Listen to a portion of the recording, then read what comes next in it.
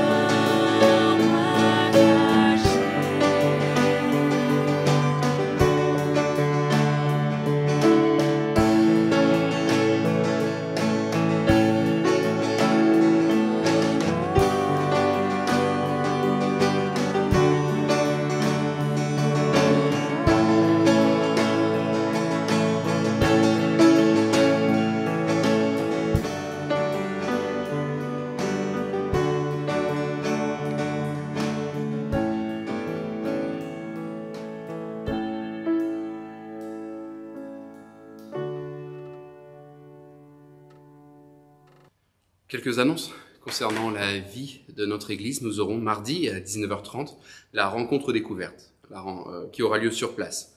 La rencontre découverte s'adresse à celles et ceux qui souhaiteraient découvrir ou redécouvrir la foi chrétienne. Donc si vous êtes intéressé par cette rencontre, vous pouvez venir sur place mardi à 19h30. Vous pouvez également contacter Paul Harrison au travers du formulaire contact du site pour pouvoir poser plus de questions.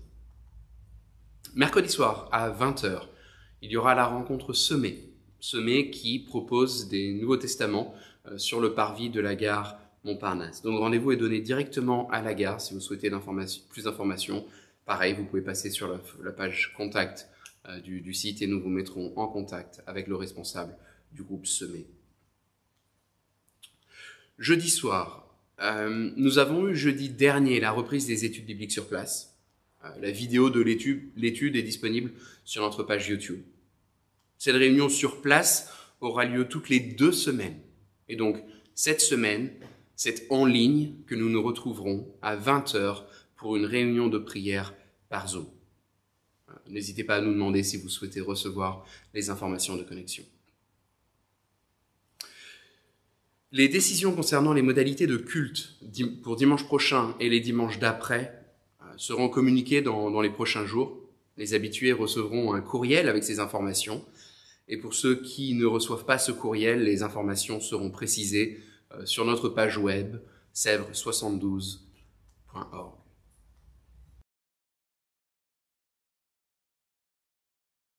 Bonjour à vous, je m'appelle Laurie et aujourd'hui je vais vous présenter un camp de formation biblique pour les lycéens qui est organisé cette année par une association qui s'appelle les GBL, les groupes bibliques lycéens. Et juste en 2 mots, qu'est-ce qui se passe dans les GBL?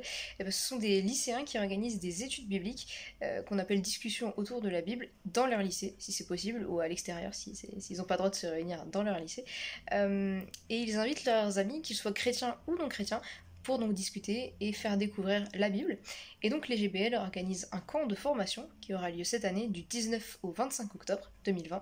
Et comment va se passer ce camp? Il y aura d'abord des enseignements bibliques qui seront communs à tout le monde. Et cette année, ce sera sur le thème « Comment être citoyen du royaume de Dieu ». Et ils se baseront sur le sermon sur la montagne, les enseignements du sermon sur la montagne de Jésus.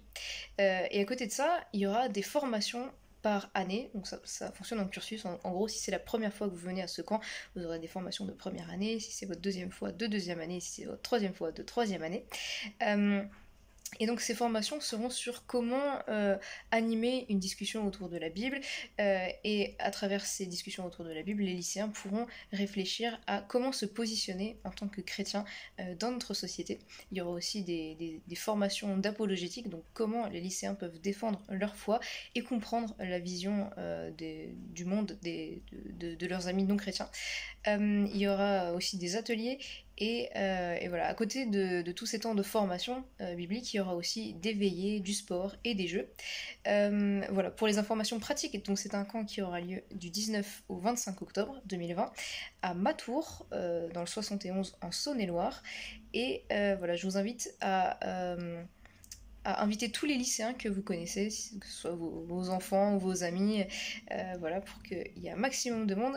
Pour s'inscrire, vous avez jusqu'au 5 octobre, et je vous donne rendez-vous sur le site gbl.gbu.fr, gbl.gbu.fr, et si vous avez des questions, vous pouvez les poser par mail à l'adresse suivante, gbl@gbu.fr. Voilà, n'hésitez pas à en parler autour de vous, et je vous souhaite un très bon dimanche.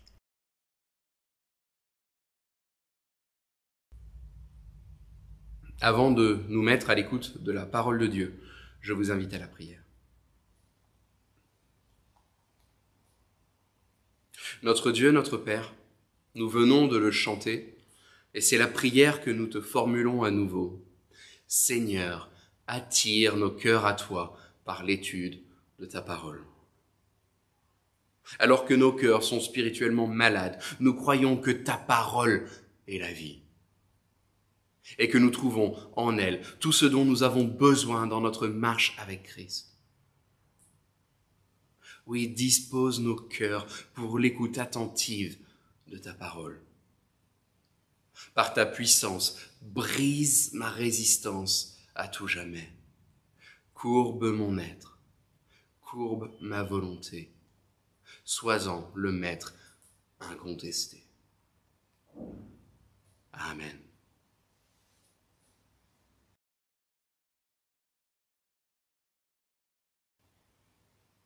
Nous trouvons en Romains chapitre 8 un des passages les plus connus de la Bible.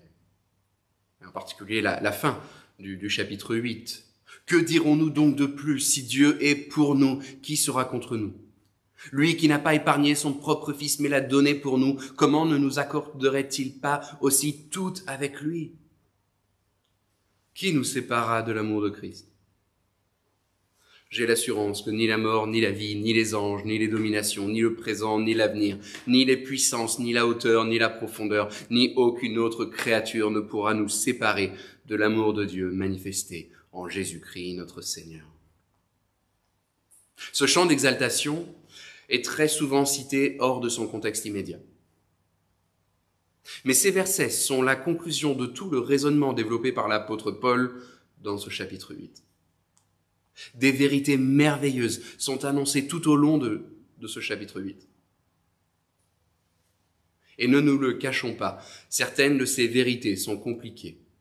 Compliquées à comprendre parfois, et parfois dures à entendre et accepter. Romains chapitre 8, c'est de la nourriture solide. Mais comprendre ces vérités fondamentales va amener à une louange plus profonde encore. Aujourd'hui, je vous invite à un repas consistant. Le texte que nous étudierons est fondamental. Il est également puissant dans ce qu'il annonce. Mais c'est un texte qui peut sembler compliqué. En particulier, peut-être pour ceux présents parmi nous, qui n'ont pas encore fait ce choix de suivre Jésus-Christ. Donc je vous invite à lire et à creuser ensemble Romains chapitre 8, les versets 5 à 11.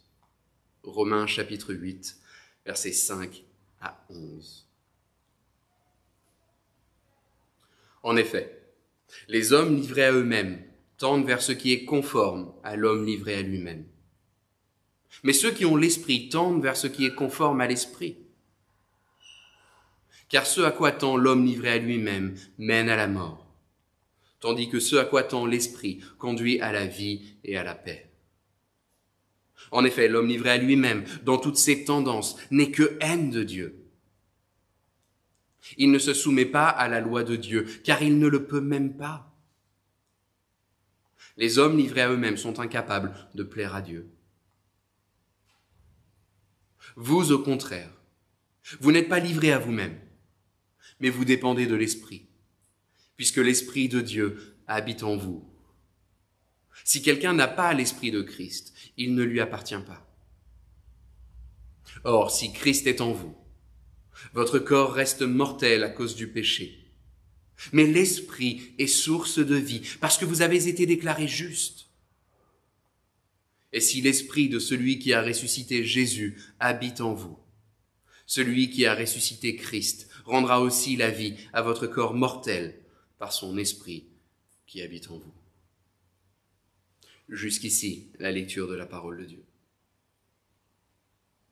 Dans ces versets, l'apôtre Paul expose les différences fondamentales entre le chrétien et le non-chrétien. La définition que fait l'apôtre du vrai chrétien va probablement vous surprendre.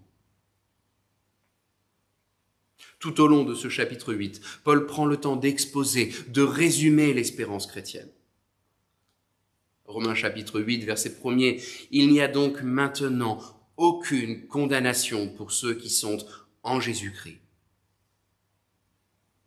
En Jésus, Dieu nous offre une libération au moyen d'une substitution pour nous donner une nouvelle direction. Voilà ce que nous avons vu la semaine dernière dans les versets 1 à 4.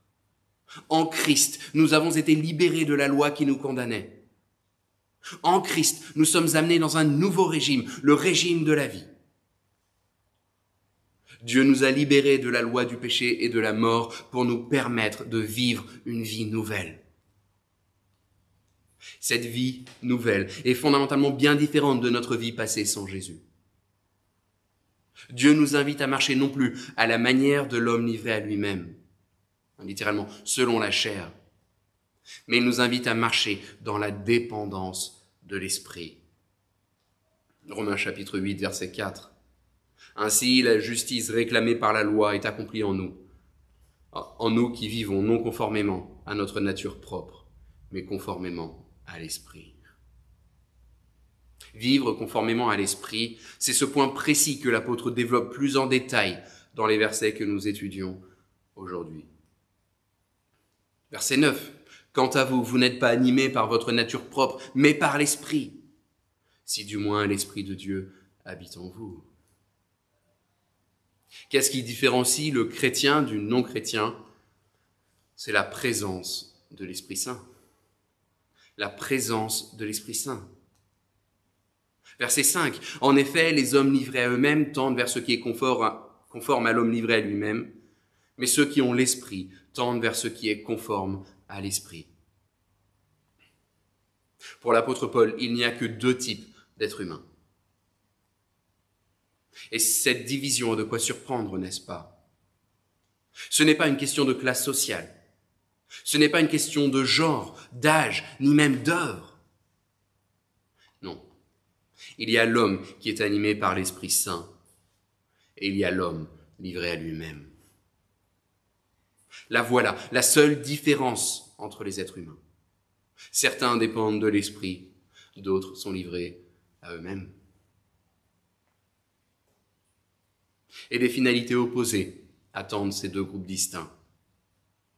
Car ce à quoi tend l'homme livré à lui-même mène à la mort, tandis que ce à quoi tend l'Esprit conduit à la vie et à la paix. Verset 6. Et avant que personne ne se braque, permettez-moi de préciser ce que Paul annonce ici. Paul n'est pas en train de dire « nous, chrétiens gentils, face aux païens méchants ». Non. Il n'y a aucun orgueil dans les paroles de l'apôtre Paul. Et il n'y en a pas non plus pour nous aujourd'hui. Et si nous verrons dans un instant ce que l'homme livré à lui-même veut dire, ce que je peux déjà avancer, c'est que tout chrétien a été un homme ou une femme livré à eux-mêmes. Tous. C'est d'ailleurs tout le propos de l'apôtre Paul dans les 7 premiers chapitres. Personne ne naît chrétien. Tous sont pécheurs, tous sont coupables devant Dieu. Devant Dieu, il n'y a pas de juste, pas même un seul. Mais dans sa grâce, le Père a envoyé son Fils, Jésus-Christ, pour mourir à notre place. Dieu, dans sa miséricorde, a envoyé et envoie aujourd'hui encore son Esprit pour convaincre l'homme de péché et de grâce. Il n'y a pas d'orgueil dans les propos de l'apôtre Paul. Ce n'est pas que certains sont meilleurs que d'autres, mais c'est que leurs fondements sont bien différents. Il y a celui qui est livré à lui-même, il y a celui qui dépend de l'Esprit. Alors prenons le temps de regarder plus en détail.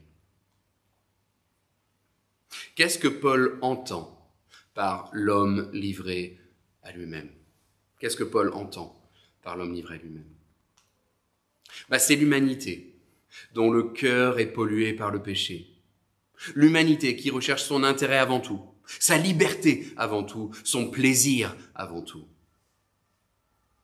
Un homme qui ne cherche pas la volonté de Dieu. Un homme qui n'a comme garde-fou que son propre jugement des choses. C'est moi, ici et maintenant. Moi, ici et maintenant. L'humanité livrée à elle-même peut prendre des formes bien différentes. Bien différentes. Chez certains, ce sera une vie complètement dévergondée. Une vie qui se moque de la volonté de Dieu, qui se moque de sa loi, qui ne cherche que son intérêt personnel. D'autres ressembleront au gendre idéal. L'homme ou la femme livrés à eux-mêmes peuvent être des modèles d'humanité. Ils peuvent même être très religieux. Dans le chapitre qui précède le nôtre, Paul évoque sa vie passée, comme il le fait à plusieurs reprises dans ses lettres. L'apôtre Paul, qui était pharisien, c'est-à-dire du parti le plus strict du judaïsme de l'époque, le plus zélé pour Dieu parmi ceux de sa génération. Il était pourtant livré à lui-même. Très religieux, mais en réalité livré à lui-même. S'il cherchait à obéir à la loi, ce n'était pas parce qu'il cherchait la volonté de Dieu, mais plutôt pour enfler son orgueil personnel. Il ne cherchait pas l'intérêt de Dieu, mais le sien. Dieu n'était pas une finalité, mais un moyen. Si la forme, les fruits de cette disposition de cœur peuvent varier chez les hommes, le fondement reste le même. La centralité sur sa propre personne au détriment de Dieu. Le constat que fait Paul doit interpeller.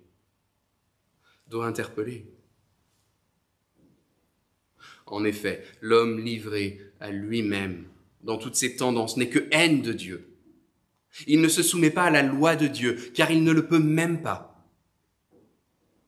Les hommes livrés à eux-mêmes sont incapables de plaire à Dieu. Si Paul est aussi direct dans ce qu'il expose ici, c'est pour refléter la gravité de la situation. Quelles conséquences a une vie livrée à elle-même? La mort. La mort. Ceux qui cherchent à vivre séparés de Dieu et de sa volonté finiront loin de Dieu, non seulement dans leur propre vie, mais jusque dans l'éternité.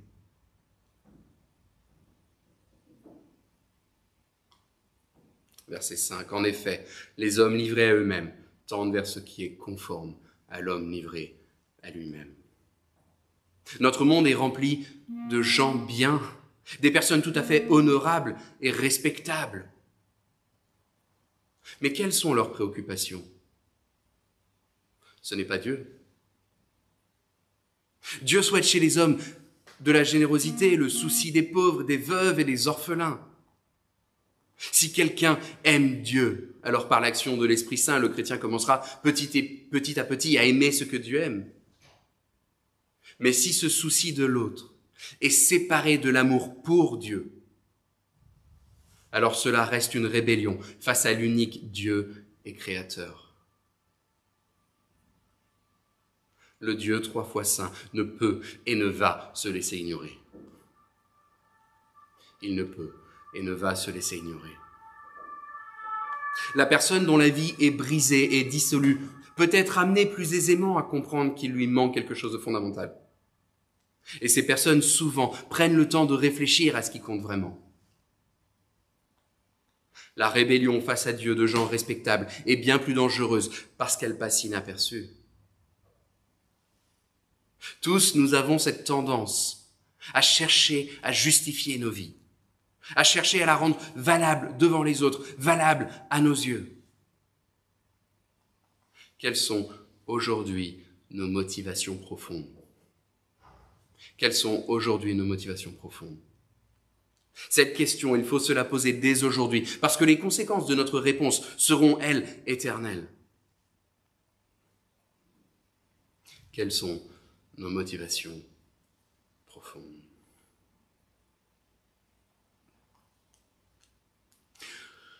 L'homme dépendant de l'esprit. Dans une société comme la nôtre, avec un héritage chrétien, la définition du christianisme est souvent floue. Elle est parfois vue comme une tradition familiale ou comme un ensemble de règles à suivre ou comme un orgueil traditionnaliste et fondamentaliste. Ou alors il peut arriver d'entendre l'expression « c'était pas très chrétien de ma part de faire ceci ou cela ». Mais pour l'apôtre Paul, ce n'est pas du tout cela qu'être chrétien. Être chrétien, c'est vivre dans la dépendance de l'esprit. Ceux qui ont l'esprit tendent vers ce qui est conforme à l'esprit. Verset 5. Verset 6. Ce à quoi tend l'esprit conduit à la vie et à la paix. Versets 9 à 11. Vous, au contraire, vous n'êtes pas livrés à vous-même, mais vous dépendez de l'esprit, puisque l'esprit de Dieu habite en vous. Or, si Christ est en vous, votre corps reste mortel à cause du péché, Mais l'Esprit est source de vie, parce que vous avez été déclarés justes. Et si l'Esprit de celui qui a ressuscité Jésus habite en vous, celui qui a ressuscité Christ rendra aussi à la vie votre corps mortel par son Esprit qui habite en vous. Quelle richesse dans ces versets, n'est-ce pas? Quelle richesse! Et la question que nous devons nous poser en tant que chrétiens est la suivante. Comment est-ce que je me considère aujourd'hui? Comment est-ce que je me considère aujourd'hui? Est-ce que je me comprends comme la Bible me présente? Avons-nous établi notre propre conception personnelle de notre marche avec Christ? Ou nous basons-nous notre vie sur ce qui est présenté ici? C'est un rappel important pour nous chrétiens de savoir ce qui nous définit devant Dieu. Paul, dans ces versets, présente 3 vérités. Tout d'abord, l'Esprit habite en nous. L'Esprit de Dieu habite en vous, dit l'apôtre Paul. Dieu a agi par l'Esprit Saint pour nous amener à reconnaître Jésus comme notre Seigneur et Sauveur personnel. Aujourd'hui encore, l'Esprit agit en nous pour nous amener à mieux appliquer Jésus à tous les domaines de notre vie. Le christianisme, ce n'est pas un ensemble de règles à respecter, mais c'est un statut, un régime nouveau. C'est la participation à un royaume nouveau. Le chrétien, c'est celui qui, par la présence de l'Esprit Saint en lui, se sait en paix avec Dieu grâce au sacrifice de Christ. L'Esprit, littéralement, a établi sa demeure en nous. L'Esprit a établi sa demeure en nous. Quelle affirmation puissante! L'Esprit habite en nous. L'Esprit, la 3e personne de la Trinité, a établi sa demeure en nous. Un coup de pouce occasionnel nous semblerait déjà beaucoup venant de Dieu. Mais ce n'est pas un coup de pouce que Dieu nous donne, c'est l'Esprit Saint qui habite en nous. Une présence occasionnelle de l'Esprit Saint en nous serait déjà magnifique. Mais ce n'est pas une présence occasionnelle qui nous est promise, mais une présence constante, intégrale de la 3e personne de la Trinité. Sommes-nous conscients de cette réalité en nous?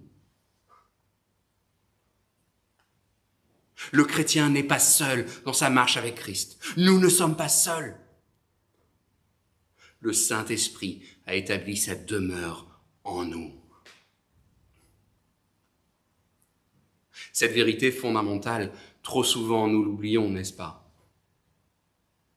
Si nous sommes souvent prompts, du moins je l'espère, à reconnaître Jésus comme étant l'auteur de notre salut, nous sommes malheureusement prompts à croire à tort que maintenant notre marche avec Christ dépend de nos seules forces. C'est à moi de vivre, à moi de croire, à moi d'obéir, en négligeant la vérité majestueuse que Paul présente ici. L'Esprit a établi sa demeure en nous. Sommes-nous conscients du privilège qui est nôtre? L'Esprit a établi sa demeure en nous. Je suis assez frappé de ce qu'un bon nombre de cantiques où il est question du Saint-Esprit comportent des phrases du style « Viens Saint-Esprit, viens dans ma vie, viens et sois le maître ».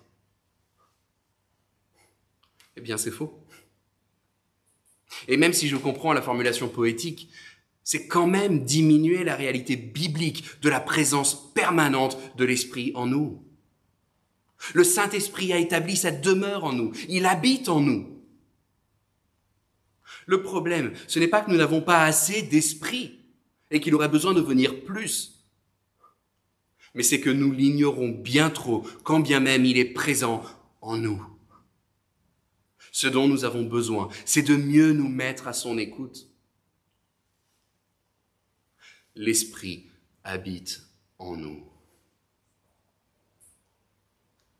Et ainsi, nous dépendons maintenant de l'Esprit. Le chrétien ne peut plus vivre comme s'il était livré à lui-même. Parce que précisément, il n'est pas livré à lui-même. L'Esprit Saint est donné aux chrétiens. Et aujourd'hui, nous dépendons de l'Esprit Saint. Verset 9. Vous, au contraire, vous n'êtes pas livrés à vous-même, mais vous dépendez de l'Esprit, puisque l'Esprit de Dieu habite en vous. Marcher dans la dépendance à l'Esprit est une conséquence de la régénération. L'Esprit de Dieu habite en vous, et parce qu'il habite en vous, vous dépendez de l'Esprit. Vous dépendez de l'Esprit ? Gloire à Dieu de ce qu'il nous donne, tout ce dont nous avons besoin pour vivre ce qu'il nous appelle à vivre.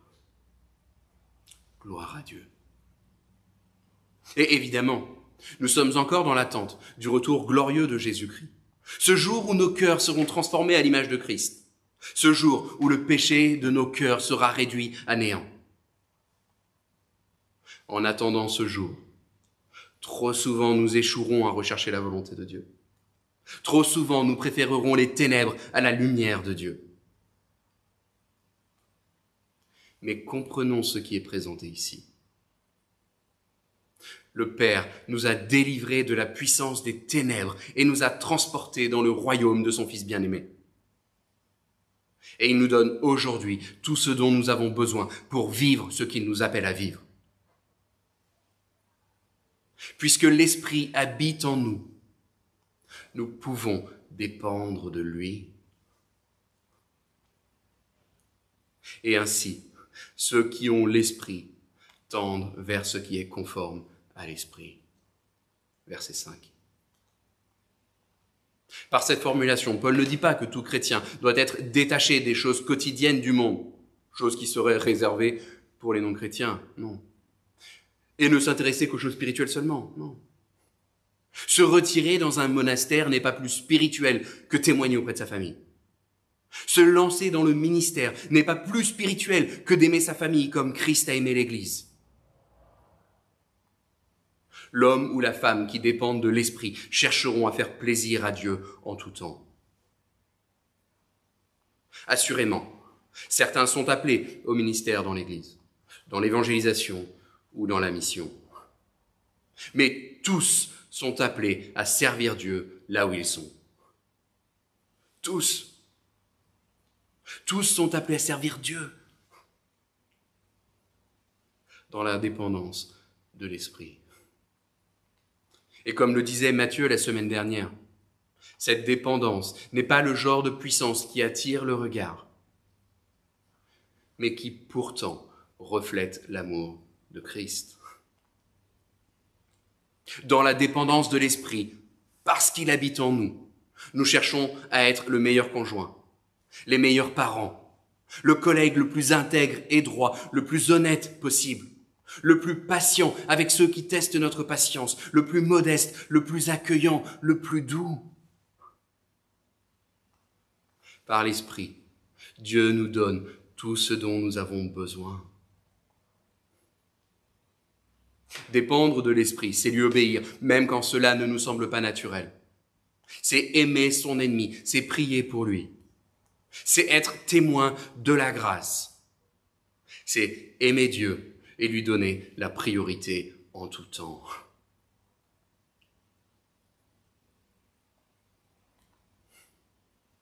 L'Esprit habite en nous. Cette vérité, nous devons la faire nôtre. Nous devons la graver dans notre cœur. Tout particulièrement peut-être pour ceux qui, parmi nous, luttent jour après jour avec leurs désirs déréglés, avec leurs péchés récurrents. Par nous-mêmes, nous n'arriverons à rien. Nous sommes bien incapables par nous-mêmes. Mais vous n'êtes pas livrés à vous-même. Vous n'êtes pas livrés à vous-même. En Christ, vous dépendez maintenant de l'Esprit, puisque l'Esprit de Dieu habite en vous. Et quand vous vous retrouverez face à ce choix entre péché ou obéissance, dites-vous, quitte à le faire à voix haute pour que vos oreilles l'entendent, je suis en Christ une nouvelle créature. Je ne suis pas livré à moi-même. Aide-moi, Père, à t'honorer. Puisque l'Esprit habite en moi, je dépends de l'Esprit.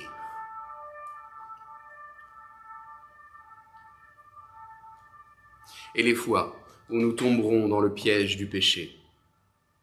C'est à cette même vérité qu'il nous faut revenir. À cette même vérité. L'adversaire nous fait croire devant la tentation que la désobéissance n'est pas grave parce que Dieu nous aime. Puis après avoir succombé à la tentation, l'adversaire nous fait croire que notre désobéissance est telle que Dieu ne peut plus nous aimer. Oui, avant la tentation, ce n'est pas grave, nous murmure l'adversaire. Après la tentation, à mort le pécheur, hurle l'adversaire. Et trop souvent, nous croyons l'adversaire, avant ou après la tentation. Mais voilà la réponse de l'apôtre Paul. Versets 1 et 2 de ce chapitre 8. Maintenant donc, il n'y a plus de condamnation pour ceux qui sont unis à Jésus-Christ. Car la loi de l'Esprit qui nous donne la vie dans l'union avec Jésus-Christ t'a libéré de la loi, du péché et de la mort. Et au verset 9, vous au contraire, vous n'êtes pas livrés à vous-même, mais vous dépendez de l'Esprit, puisque l'Esprit de Dieu habite en vous. Si quelqu'un n'a pas l'Esprit de Christ, il ne lui appartient pas. Mais vous n'êtes pas livrés à vous-même. Je prie que nous nous laissions pénétrer par ces vérités transformatrices, que nous les méditions, que nous les appliquions dans notre vie. Je prie que nous nous laissions pénétrer par ces vérités.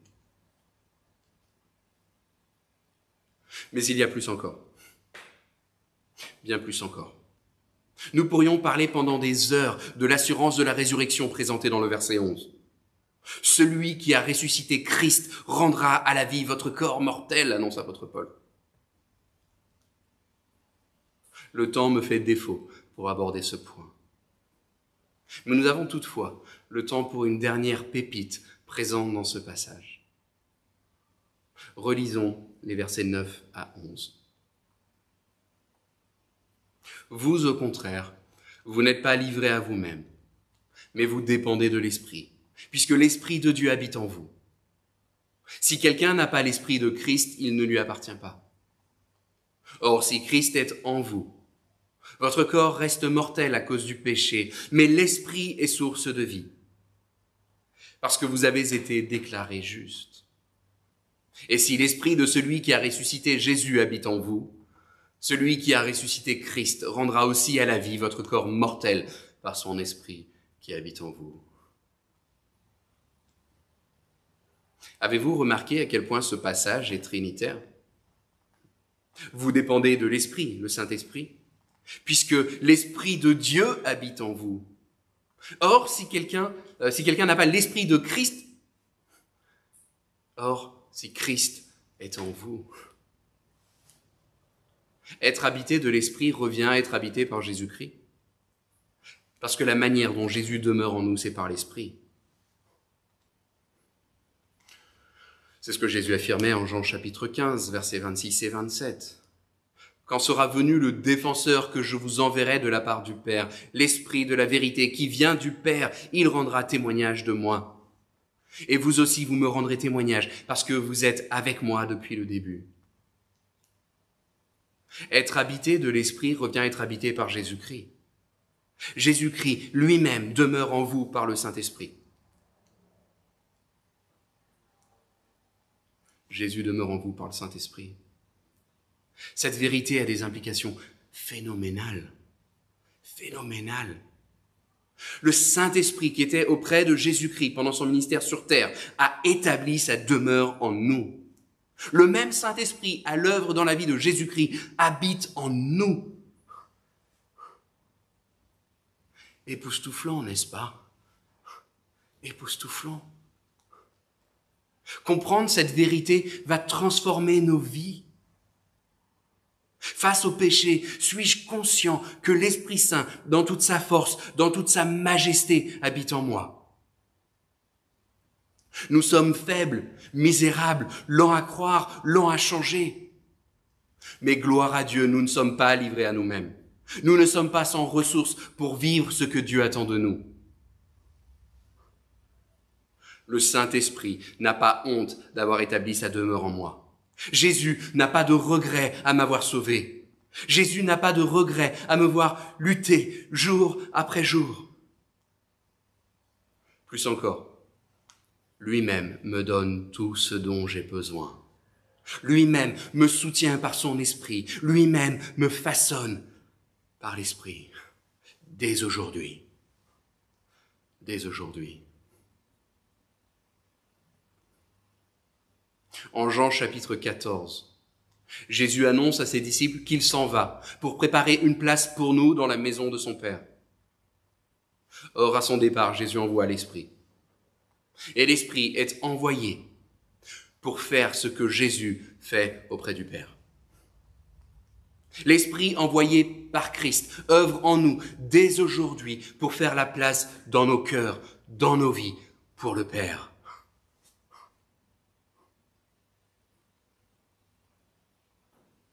Jean 16, versets 13 et 14. Quand le défenseur, c'est l'Esprit, quand le défenseur sera venu, l'Esprit de la vérité, il vous conduira dans toute la vérité, car il ne parlera pas de lui-même, mais il dira tout ce qu'il aura entendu et vous annoncera les choses à venir. Il révélera ma gloire parce qu'il prendra ce qui est à moi et vous l'annoncera. Nos cœurs sont profondément malades. Et ce n'est pas surprenant si régulièrement nous nous sentons pliés sous le poids de nos péchés. Mais comprenons que c'est ainsi que l'Esprit agit aussi dans nos vies. Pour pouvoir grandir en sainteté, il nous faut discerner ce qui a besoin de changer. Plus nous laissons l'Esprit agir en nous, et plus nous vivrons la repentance. Et plus nous aurons l'assurance de nous savoir au seul profit de la grâce manifestée pour nous par Jésus-Christ. Mes frères, mes sœurs, oui, le Saint-Esprit habite en nous. Quelle vérité profonde et majestueuse! C'est une vérité tellement riche que nous avons probablement l'impression d'effleurer seulement ou de superficiellement comprendre cette vérité lumineuse. Mais ce sont pourtant ces vérités essentielles qu'il nous faut creuser, méditer, contempler jour après jour. Ce sont de telles vérités qui vont, pour citer Romains chapitre 12, verset 2, nous transformer par le renouvellement de l'intelligence afin de discerner quelle est la volonté de Dieu, ce qui est bon, agréable et parfait. Quelle vérité profonde et majestueuse.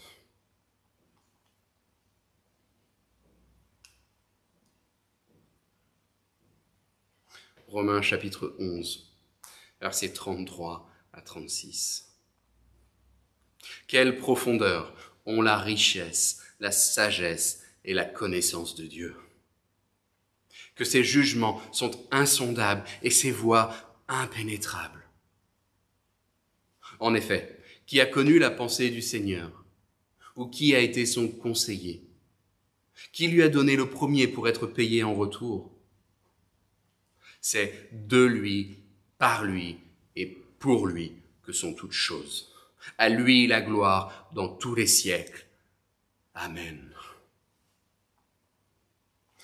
Bonne semaine à chacun.